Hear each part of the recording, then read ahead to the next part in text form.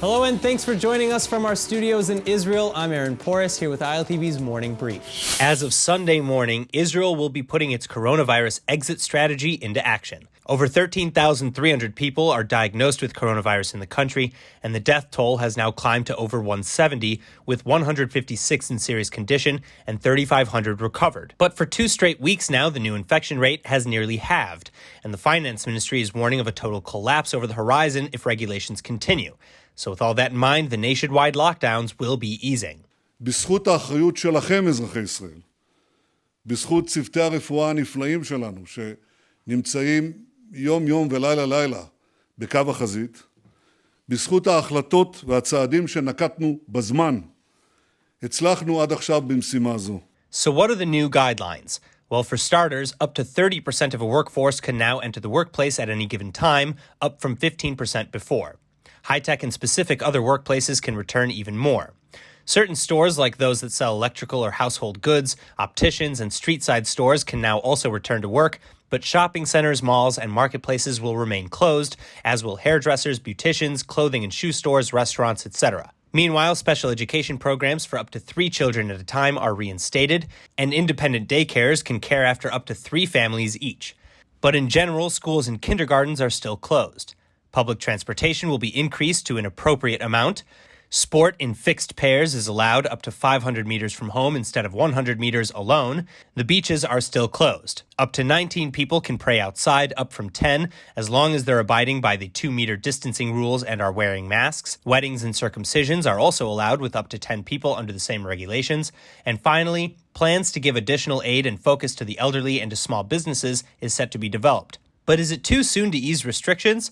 Many health experts say yes, as they warn that easing too quickly will result in the virus returning worse than before, and consequently, more lockdowns. Well, in 2 weeks' time, the government plans to review the effects of these changes and will either decide to continue lifting restrictions or to reimpose them. Now, as Israel loosens restrictions on its citizens amidst the coronavirus lockdowns, Israeli defense forces are repairing the barriers in the north. The IDF is reporting damages to the fence between Israel and Lebanon at 3 locations, though while the damages look intentional, troops believe that no breach into Israel has actually occurred.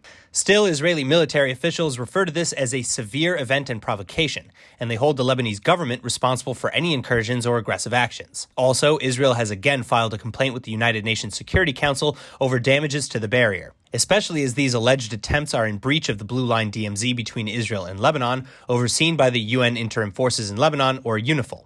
Finally, this is far from Lebanese terror group Hezbollah's only recent instigation.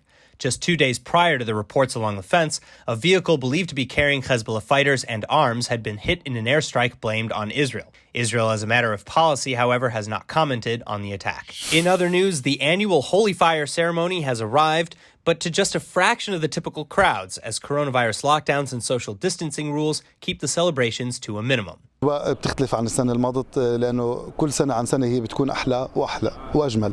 فهلا الفترة هاي بسبب الفيروس الوضع مسكر، الكنيسة مسكرة، الناس في بيوتها، فرح يكون صعب إنه الناس تحتفل في مظاهر العيد. Every year, as the Easter holiday comes to a close, tens of thousands of revelers, pilgrims, and tourists alike swarm the streets of Jerusalem at the Church of the Holy Sepulchre to receive and follow the Holy Fire as it's carried to churches across the region. The fire is considered a miracle, and it represents the resurrection of Jesus Christ. But this year, with Israel and the West Bank under practical lockdown, only a handful of masked officials and clergy and worshippers flouting distancing rules were present to receive the flame from the Patriarchy. زي ما بتشوف الساحة يوم زي هذا بتكون ملان الساحة بالحجاج القادمين من مصر ومن مختلف دول العالم للاحتفال بالفصح المجيد في بيت لحم. السنة مش موجودين، وزي ما بتلاحظ إنه الساحة اليوم هي ساحة فارغة من المحتفلين بسبب وجود الكورونا. Still, the ceremony, small as it was, passed by beautifully and with nearly all traditions intact, bells above the Church of the Holy Sepulchre and all. That's all for now, but for more news from Israel, remember to like ILTV on Facebook and on Instagram, and to subscribe to us on YouTube. I'm Aaron Porras, and see you later with our main daily broadcast from Israel at 2 p.m. Eastern Time.